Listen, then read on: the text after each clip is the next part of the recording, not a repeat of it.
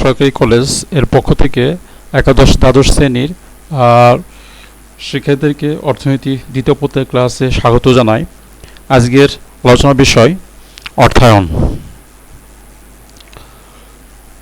অর্থায়নের ইংরেজি প্রতিশব্দ ফাইন্যান্স। ফাইন্যান্স শব্দটির উৎপত্তি হলো ল্যাটিন শব্দ ফিনিশ হতে। ফিনিশ শব্দের অর্থ হলো অর্থ সংগ্রহ করা। সাধারণভাবে যে কোনো কাজ করার লক্ষ্যে অর্থ সংগ্রহ করা এবং এর যথাযথ ব্যবহারকে অর্থায়ন বলা হয়। যে কোনো কাজ করতে হলে অর্থের প্রয়োজন, যেমন ব্যক্তির নিজস্ব কার্যাবলী পরিচালনা করা, ব্যবসায়িক উদ্যোগ গ্রহণ, ঝুঁকি নিয়ে ব্যবসা বাণিজ্য পরিচালনা করা ইত্যাদি। অর্থায়ন ধারণাটি দুটি দৃষ্টিকোণ থেকে বিবেচনা করা হয়, সংকীর্ণ দৃষ্টিকোণ থেকে এবং প্রসারিত দৃষ্টিকোণ থেকে।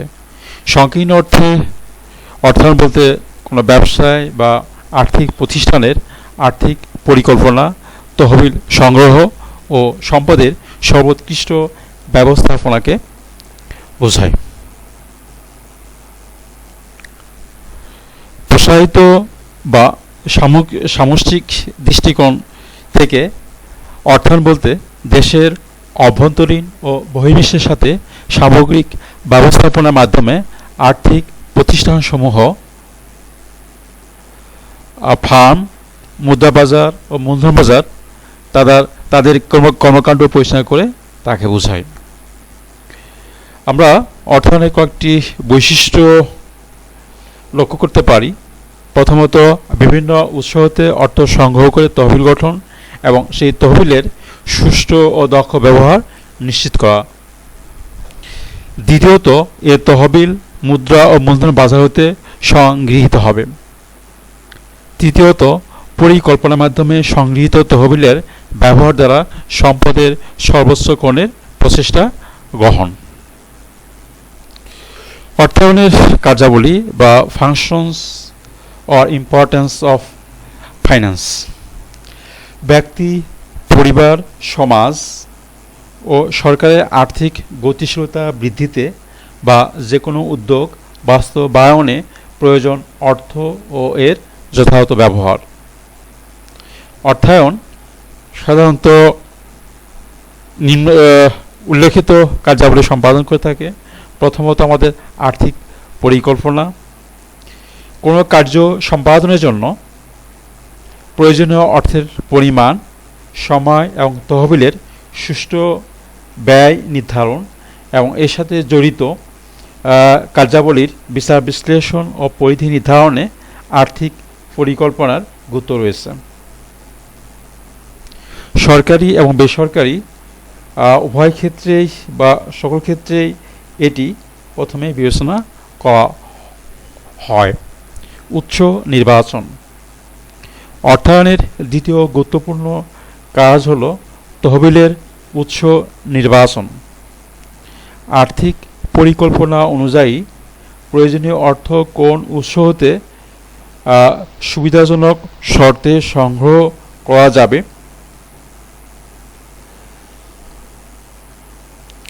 প্রাতিষ্ঠানিক অভ্যন্তরীণ উৎস নাকি বৈদেশিক বা অপ্রাতিষ্ঠানিক উৎস, এসব নির্বাচন করতে হয়। তহবিল সংগ্রহ। অর্থায়নের তৃতীয় কাজ হল নির্বাচিত উৎস হতে ঋণদাতা ও গ্রহীতার মধ্যে পারস্পরিক আলাপ আলোচনার মাধ্যমে প্রাপ্ত ঋণ তহবিলের পরিমাণ, সুদের হার, পরিশোধ পদ্ধতি, সময় ব্যাপ্তি ইত্যাদি বিষয়াবলী উল্লেখপূর্বক চুক্তি স্বাক্ষরের মাধ্যমে তহবিল সংগ্রহ করা। এক্ষেত্রে জামানত প্রয়োজন হলে তারও ব্যবস্থা করা হয়। তহবিলের ব্যবহার। তহবিল সংগ্রহের পর অর্থায়নের গুরুত্বপূর্ণ কাজ হল ব্যবসায় বিনিয়োগ ঝুঁকির বিষয়টি মাথায় রেখে উৎপাদন খরচ সর্বনিম্নকরণের মাধ্যমে গুণগত মানসম্পন্ন দ্রব্য বা পণ্য উৎপাদন করে মুনাফা সর্বোচ্চ করা। ফলাফল তহবিল সংরক্ষণ। বিনিয়োগ প্রকল্পের সম্ভাব্য ঝুঁকি ও অনিশ্চয়তা মাথায় রেখে নিয়মিত নিরীক্ষা, তদারকি ও নিয়ন্ত্রণের মাধ্যমে বিনিয়োগকৃত তহবিল সংরক্ষণের প্রয়োজনীয় ব্যবস্থা গ্রহণ করা। ফলাফল নির্ণয়।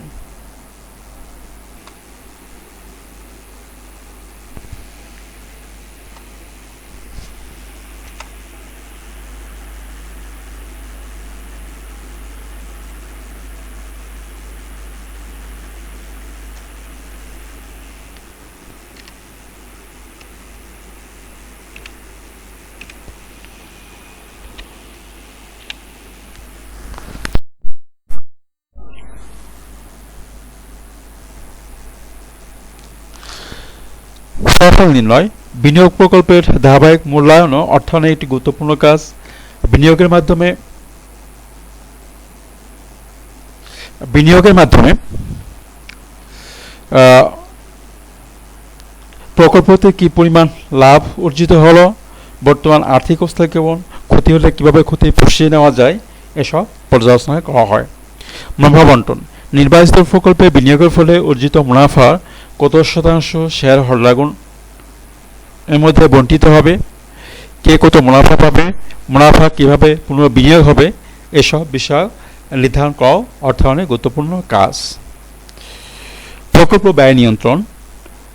প্রকল্পে ব্যয় নিয়ন্ত্রণ করাও অর্থায়নের একটি গুরুত্বপূর্ণ কাজ। প্রকল্প ব্যয় সর্বনিম্ন করা সম্ভব না হলে উৎপাদিত পণ্যের দ্রব্য মূল্য বেশি হবে, ফলে বাজারে বিদ্যমান অন্যান্য দ্রব্যের সঙ্গে পুঁজিবাজারটি থাকতে পারবে না, ফলে বিনিয়োগকারী আর্থিক ক্ষতির সম্মুখীন হবেন। কম খরচে পণ্য উৎপাদন করাও অর্থায়নের একটি গুরুত্বপূর্ণ কাজ, কারণ কম খরচে পণ্য উৎপাদন করতে না পারলে সে পুঁজিতে টিকে থাকতে সক্ষম হবে না। 10. ব্যবসা বা উৎপাদন ক্ষেত্রে আওতা প্রসার করাও আছে অর্থায়নের একটি গুরুত্বপূর্ণ কাজ। অর্জিত মুনাফা কিভাবে পুনরায় বিদ্যমান ফার্মের বা উৎপাদন প্রতিষ্ঠানের আওতা পাওয়ানো যায় বা নতুন প্রকল্প গ্রহণ করা যায় ইত্যাদিও অর্থায়নের গুরুত্বপূর্ণ আলোচনার বিষয়। আমরা এখন দেখব অর্থায়নের শ্রেণীবিভাগ। কাজের ধরন ও প্রকৃতি অনুযায়ী অর্থায়নের শ্রেণীবিভাগ ফ্লো চার্টের মাধ্যমে দেখা হলো। আমরা অর্থায়নের দুইটি দেখতে পাচ্ছি, যে সরকারি অর্থায়ন, একটা হচ্ছে বেসরকারি অর্থায়ন। সরকারি অর্থায়নের উৎস হচ্ছে দুইটি, অভ্যন্তরীণ এবং বাহ্যিক উৎস। বেসরকারি অর্থায়নের ক্ষেত্রে ব্যক্তিগত অর্থায়ন, ব্যবসায় অর্থায়ন, অব্যবসায় অর্থায়ন।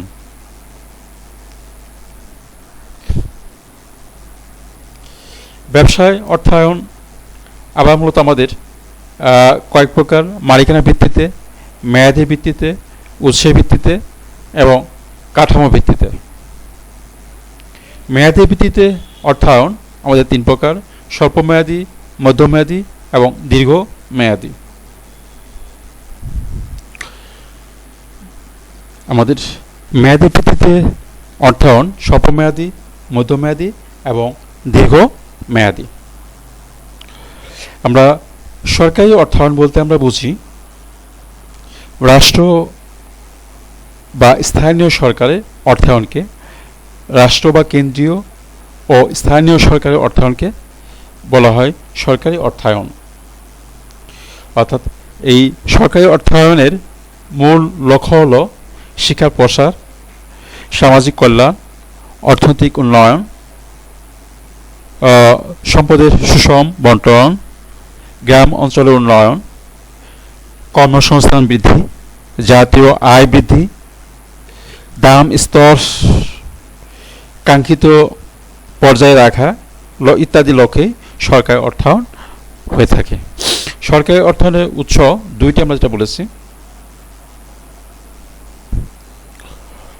অভ্যন্তরীণ উৎস বা ইন্টারনাল সোর্স, কোন দেশের সরকার তা প্রয়োজনীয় অর্থের একটি অংশ অভ্যন্তরীণ উৎস হতে কর, শুল্ক, তারপরে অকর রাজস্ব, নিট মূলধনী আয়, জাতীয় সঞ্চয় প্রকল্প, মুদ্রা ছাপানো এবং অতিরিক্ত কর আরোপের মাধ্যমে সংগ্রহ করে থাকে। বাহ্যিক উৎস সরকার তার প্রয়োজনে উন্নয়ন এবং অন্যান্য ব্যয়ের একটি অংশ বিভিন্ন দেশ, বৈদেশিক সাহায্য সংস্থা, আন্তর্জাতিক আর্থিক প্রতিষ্ঠান যেমন বিশ্ব ব্যাংক, আন্তর্জাতিক অর্থ তহবিল, ইন্টারন্যাশনাল মনিটারি ফান্ড সংক্ষেপে IMF, এশীয় উন্নয়ন bank ADB, Asian development bank, ইসলামী উন্নয়ন bank IDB, Islamic development bank, BRICS bank, EU প্রভৃতির কাছ থেকে ঋণ, অনুদান, দান ইত্যাদির মাধ্যমে অর্থায়ন করে থাকে। বেসরকারি অর্থায়ন সাধারণত ব্যক্তি মালিকানায় পরিচালিত ব্যবসায়িক প্রতিষ্ঠানগুলোতে যে কোনো ধরনের অর্থায়নকে ব্যক্তিগত অর্থায়ন বলে। ব্যক্তিগত অর্থায়নের আওতায় ব্যক্তি নিজস্ব ব্যয়, পারিবারিক ব্যয়, আত্মীয় স্বজন, বন্ধু বান্ধব এবং প্রয়োজনে ব্যাংক অন্যান্য আর্থিক প্রতিষ্ঠান হতে ঋণ গ্রহণ করে এরূপ অর্থায়ন করা হয়ে থাকে। দ্বিতীয়ত ব্যবসায় অর্থায়ন।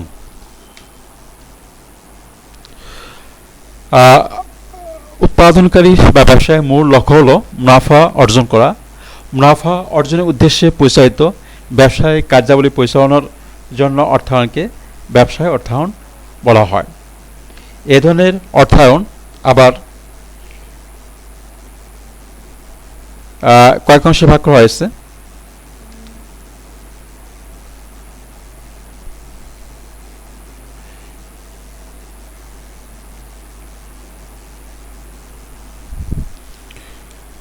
ব্যক্তিগত ব্যবসায় অর্থায়ন ব্যক্তি মালিকানায় প্রচলিত এক মালিকানা, অংশীদারি এবং যৌথ মূলধনী কারবারে এ অর্থায়ন করা হয়। সরকারি ব্যবসায় প্রতিষ্ঠানের অর্থায়ন সরকারি ব্যবসায় প্রতিষ্ঠানের জন্য সংগৃহীত অর্থায়ন দীর্ঘমেয়াদী, মধ্যমেয়াদী এবং স্বল্পমেয়াদী হয়ে থাকে। স্বায়ত্তশাসিত ব্যবসায় প্রতিষ্ঠানের অর্থায়ন বিভিন্ন কর্পোরেশন বা স্বায়ত্তশাসিত প্রতিষ্ঠানসমূহ স্বল্প, মধ্য বা দীর্ঘমেয়াদের জন্য বিভিন্ন উৎস হতে প্রয়োজনীয় অর্থ গ্রহণ করে থাকে। অব্যবসায় অর্থায়ন মুনাফা উদ্দেশ্য ব্যতীত দেশের জনগণের কল্যাণ করার জন্য সমাজে বিত্তবান ও মানব দরদী ব্যক্তিরা বা সমাজের ধনাঢ্য বা বিত্তশালীরা বিত্তশালীদের অনুদানে এরূপ অর্থায়ন করা হয়, যেমন বিভিন্ন শিক্ষা প্রতিষ্ঠান, হাসপাতাল, লাইব্রেরি, এতিমখানা ইত্যাদি।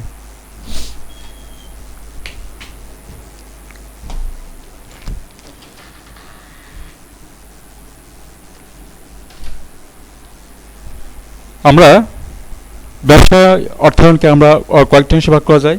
মালিকানার ভিত্তিতে অর্থায়ন।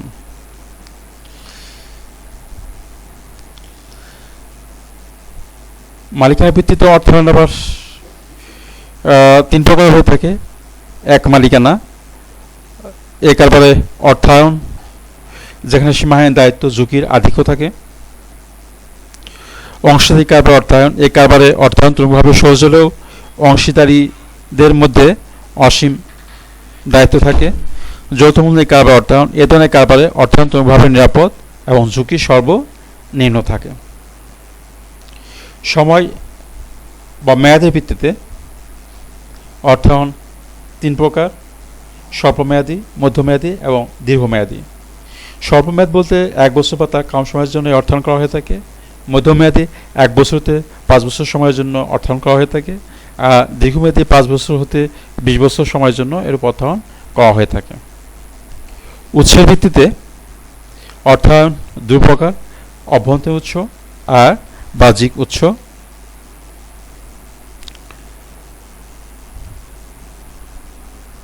বাহ্যিক উৎসের অভ্যন্তরীণ উৎস হলো উদ্যোক্তাগণ কর্তৃক সরবরাহকৃত মূলধন শেয়ার, অবন্টিত মুনাফা ও সঞ্চিত তহবিল অভ্যন্তরীণ হিসেবে বিবেচনা করা হয়। আর বাহ্যিক উৎস মালিক বা উদ্যোক্তার নিজস্ব মূলধন এবং অবন্টিত মুনাফা ছাড়া ঋণ হিসেবে যে সমস্ত উৎস হতে অর্থ সংগ্রহ করে তাকে বাহ্যিক উৎস বলে। বাহ্যিক উৎস আবার দু প্রকার, একটা আছে দেশীয় তহবিল, একটা আন্তর্জাতিক তহবিল। উৎসের কাঠামো ভিত্তিতে অর্থায়ন দু প্রকার, প্রাতিষ্ঠানিক উৎস, একটা হচ্ছে অপ্রাতিষ্ঠানিক উৎস। প্রাতিষ্ঠানিক উৎস যখন কোনো স্বীকৃত বা রাষ্ট্রীয় ভাবে বৈধ আর্থিক প্রতিষ্ঠান থেকে অর্থায়ন করা হয়, যেমন সকল বাণিজ্যিক ব্যাংক, উন্নয়ন ব্যাংক ও বিশেষায়িত ব্যাংক। অপ্রাতিষ্ঠানিক উৎস হলো আত্মীয় স্বজন, বন্ধুবান্ধব, গ্রাম্য মহাজন, সমাজের ধনাঢ্য ব্যক্তি ইত্যাদি।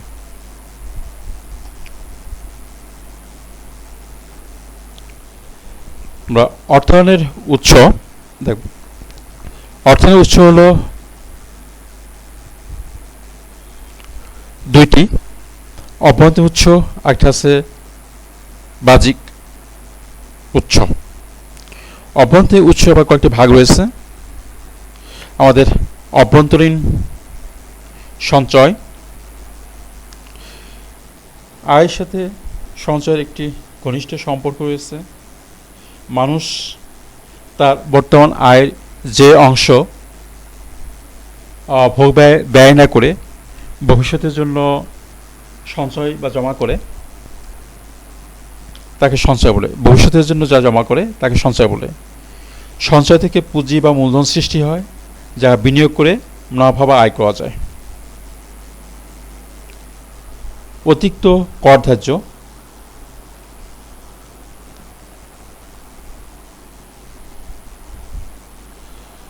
বাজেটে অতিরিক্ত কর পৃথকভাবে আরোপ করে সংগৃহীত অর্থ নির্দিষ্ট ক্ষেত্রে উন্নয়নের জন্য ব্যয় করা হয়।